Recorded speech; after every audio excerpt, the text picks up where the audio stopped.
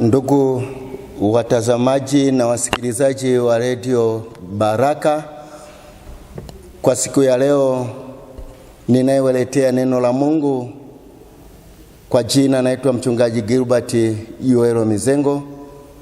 Kwa siku ya leo tutaangalia maandiko matakatifu katika Injili ya Yohana Mtakatifu sura ya 18 aya ya 31 hadi 43. Tuombe. Mtakatifu, mtakatifu, mtakatifu, Baba wa Bwana wetu Yesu Kristo, Mungu uketie mahali pa juu palipoinuka. Nina kila sababu ya kusema asante kwa wema wako na fadhili zako na upendo wako mwingi. Asante kwa namna ambavyo Bwana umeachilia upendo katikati ya maisha yetu. Sisi kuwepo siku ya leo ni neema ya kutosha katikati ya maisha yetu, mfalme wa amani.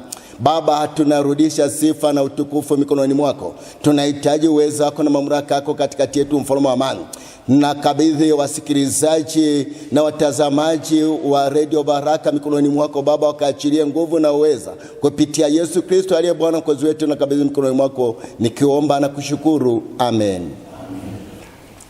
Neno letu linapatikana katika Injili ya Luka Mtakatifu sura ya 18 aya ya 31 kama nilivyokwisha kutangulia hadi 43. Neno la Mungu linasomeka hivi: akawachukua wale thenashara, akawaambia, tazameni, tunapanda kwenda Yerusalemu, na mambo yote yatatimizwa Mwana wa Adamu aliyoandikiwa na manabii. Kwa kuwa atatiwa mikononi mwa mataifa, atafanyiwa dhihaka, atatendwa jeuri na kutemewa mate.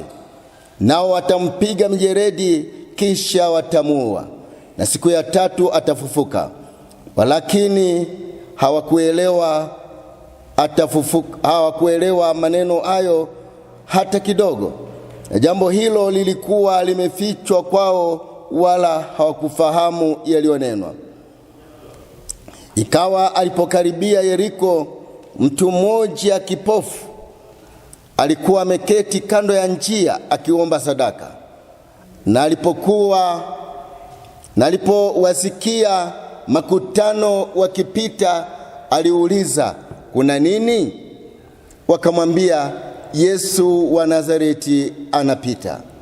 Akapiga kelele akisema, Yesu mwana wa Daudi, unirehemu.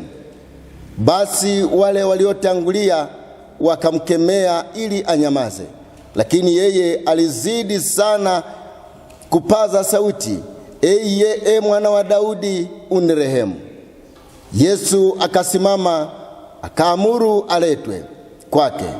Na alipomkaribia alimuuliza, wataka nikufanyie nini? Akasema, Bwana, nipate kuona. Yesu akamwambia, upewe kuona, imani yako imekuponya. Mara hiyo akapata kuona, akamfuata huku akimtukuza Mungu, na watu wote walipoona hayo walimsifu Mungu. Bwana Yesu asifiwe. Amen. Mwana kondoo ameshinda. Hili neno, Yesu alipokuwa katika maandalizi ya safari yake kuelekea katika mji wa Yerusalemu, kama yalivyonenwa maandiko katika vitabu vya manabii, kwamba Yerusalemu ndipo atakapokutana na mateso na kupigwa na kutemewa mate na kudharauliwa na kufanyiwa dhihaka, hata kifo kimkute mahali pale, mpaka kufa na kufufuka siku ya tatu. Matukio hayo ni kwa ajili ya kutokea katika mji wa Yerusalemu. Lakini sasa, kabla hajaanza safari yake, aliwaita wanafunzi wake, akawaketisha, akakaa nao pembeni, kuwaambia yatakayompata, kuwatabiria yatakayotokea akiwa Yerusalemu.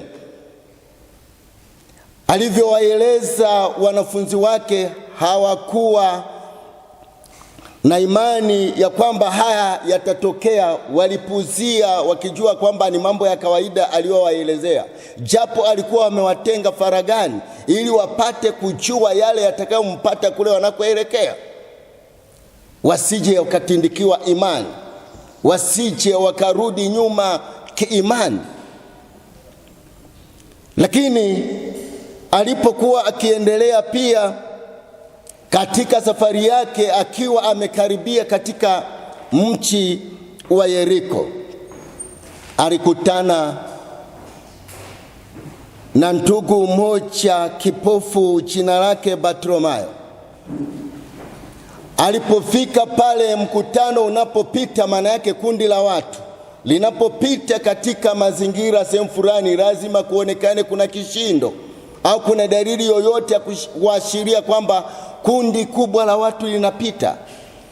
Yule kipofu alihisi kwamba kuna kitu, akauliza wale watu kwamba kuna nini. Wakamjibu, Yesu wa Nazareti anapita. Moyo wake ulibadilika pale pale aliposikia kwamba ni Yesu wa Nazareti anapita. Ndipo sasa akapaza sauti ya kuita, Yesu mwana wa Daudi unirehemu.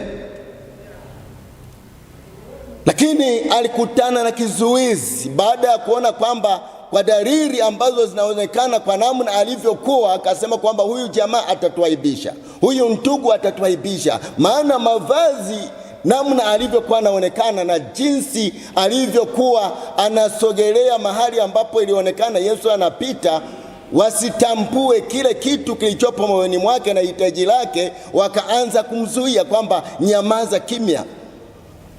Lakini yeye pamoja na vizuizi hivyo hakukata tamaa, aliendelea kupaza sauti kupita zile za vizuizi, akasema, Yesu mwana wa Daudi unirehemu. Alipoendelea kufanya hivyo, Yesu ilibidi asimame, kwamba akaona kwamba kuna uhitaji wa mtu huyu kutaka kupona. Akawa ameshajua hitaji lake moyoni kwamba huyu anataka afanyiwe nini. Yule akaamuru aletwe, na alipokuwa amekaribia, basi Yesu akamwambia, wataka nikufanyie nini? Yeye moja kwa moja hitaji lake lilikuwa ni kuona. Akasema, nataka kuona. Na kwa vile namna ambavyo alikuwa ameuandaa moyo na alikuwa na shauku sana kumuona au kumsikiliza Yesu anataka kufanya nini katika maisha yake, alivyomwambia kwamba wataka nikufanyie nini, alieleza shida yake iliyokuwa inamsumbua moyoni mwake katika maisha yake yote. Akasema, nataka nipate kuona. Basi yeye kwa kuwa aliona imani na namna ambavyo alikuwa amejitoa kikamilifu mbele zake, akasema kwamba upate kuona, na akapata kuona. Ndugu watazamaji wa Baraka TV, naleta kwenu hii nafasi au hili neno mikononi mwenu, kwamba kuna wakati ambao unaweza ukaa kwenye nafasi, kuna wakati ambao unaweza umeitwa sehemu, umewekwa pembeni, kuelekezwa, kupewa maelekezo, lakini usitambue uthamani wa yale maelekezo kulingana na nafasi ulionayo. Au unaweza ukakutana na vitu ambavyo vinaweza vikakufanya usipokee maelekezo yale ambao umetengwa kwa namna ya kupata maelekezo kutoka kwa Mungu. Ondoka au unaenda, upo safarini au popote pale, au katika kutumika au katika serikalini, katika vyeo, unaona tu kwamba ili mradi una cheo, lakini unatakiwa kutambua nafasi ulipo, mahali ulipo na maelekezo uliyopewa. Lakini pia jambo la pili tujifunze kwa huyu Bartimayo. Bartimayo alikuwa ni mwombaji kipofu. Maandiko mengine katika Injili ya Marko inasemekana kwamba waombaji mara nyingi wanakuwa na vazi maalum ambalo wakati mwingine linamtambulisha kwamba huyu ni muombaji na huyu yupo katika hali ipi. Na ndio maana wakati mwingine walio wengi wanadhalaulika sana, na ndicho kilichowafanya hata hawa makutano kumzuia asisogee karibu na Yesu. Lakini Yesu alichua hitaji lake. Hivyo hivyo, ndugu mtazamaji na msikilizaji wa Baraka TV, una mahitaji mengi moyoni mwako. Kuna vitu vingi ulishavikosa. Kuna vitu vingi ambavyo wakati mwingine hujawahi kufanikiwa. Lakini moyo wako umeandaliwa vipi ili upate kufanikiwa katika vitu hivyo ambavyo una uhitaji navyo? Uone mabadiliko mahali hapa ulipo. Huenda Yesu anapita mara kwa mara, huenda kuna neno unalisikiliza, huenda kwa siku ya leo unaweza kubadilika. Endelea kumwita Yesu kwa sauti. Usione vizuizi vilivyo mbele yako kwamba ndivyo vinavyokuweza kukupa msaada. Hapana. Toka mahali hapo ulipo, inuka, nenda mahali pengine. Kuna msaada wako kwa Mungu. Mungu atakusaidia, atakuinua, atakupa hitaji lako. Unataka ufanyiwe nini? Kuna wengine wakati mwingine wanahitaji wawe katika nafasi ya kupandishwa cheo. Upo serikalini, unaelekea mpaka kuzeeka, upo kwenye nafasi ile ile. Wale walioingia nyuma yako wanakuacha, wanaenda kuvuka, wanapandishwa madaraja, lakini wewe upo pale pale. Unatakiwa sasa kubadilika. Umuulize Yesu, nataka kufanyiwa hiki, nataka kufanyiwa hiki. Yeye uko tayari, anataka kuona moyo wako umefanya maandalizi namna gani, utayari wa namna gani.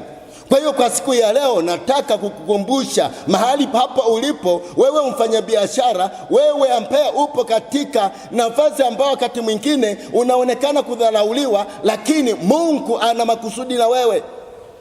Hapo hapo ulipo anataka uite kwa sauti na uandae moyo wako ili ukutane naye, mabadiliko yako yaonekane katika maisha yako. Usiendelee kung'ang'ania mahali hapo ulipo. Inuka, piga kelele. Mungu yupo, anasikiliza mahali popote ulipo.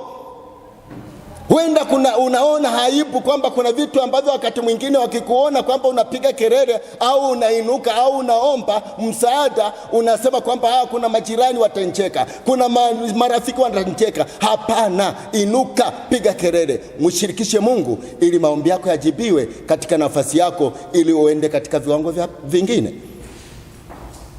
Anauliza, wataka nikufanyie nini kwa siku ya leo?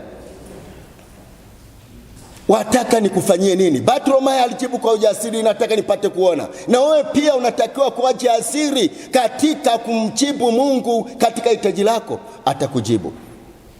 Bwana Yesu asifiwe. Haleluya. Mungu akusaidie sana ndugu mtazamaji na msikilizaji wa Radio Baraka, ili katika hatua yako mahali hapo ulipo, nafasi yako ionekane kwa Mungu, nafasi yako ijulikane na Mungu. Lakini pia ujue namna gani ambavyo kwamba Mungu anahitaji upate kusogea na kuandaa moyo wako vizuri, usogee mahali pake, mahali ambapo yeye atakuona kwamba kumbe huyu mtu anahitaji.